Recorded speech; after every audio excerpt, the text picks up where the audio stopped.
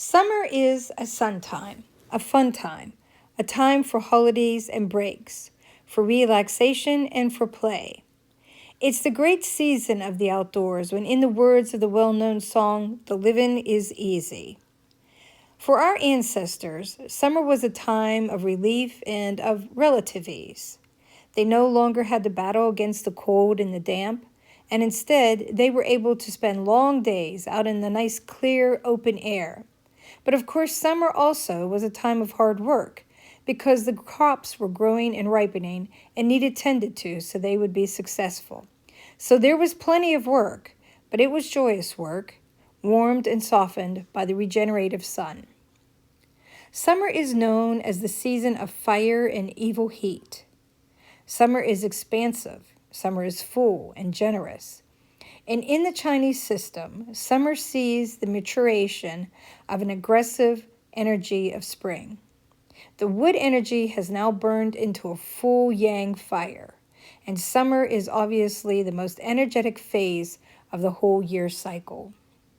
The full heat of this yang energy grows and spreads, and it sustains a glow for the fire to continue. Fire is quite naturally connected to the heart, whose constant pumping keeps the blood moving through our bodies. In every ancient system in the world, the heart is the seat of our emotions. It affects all of our emotions, but primarily those connected with love and joy, with compassion and generosity, with openness and warmth, and above all, abundance. In the Indian chakra system, if your heart center is open, you will usually enjoy all positive emotions.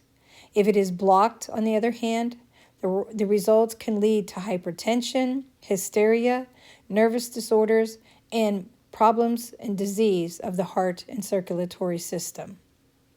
And so therefore the evil of summer is quite naturally that of heat, or actually of overheating. We all know the ill effects of too much heat, too much overexposure to the sun. And obviously the major challenge as we enter into summer, when the heat rises, is to remain cool or to keep cool. This includes our emotions.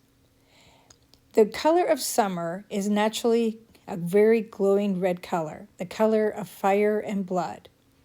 And as we think about this, we can also think about that any meter that indicates pressure goes from the cooling color of green to the high color of red.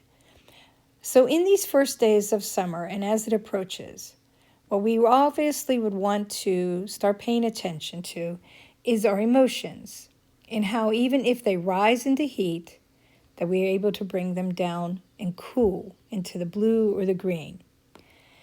Stay with us as we enter into this season of summer, where we will visit many ways for us to guide through our emotions, increase our wellness, and enjoy these wonderful days when the living is easy.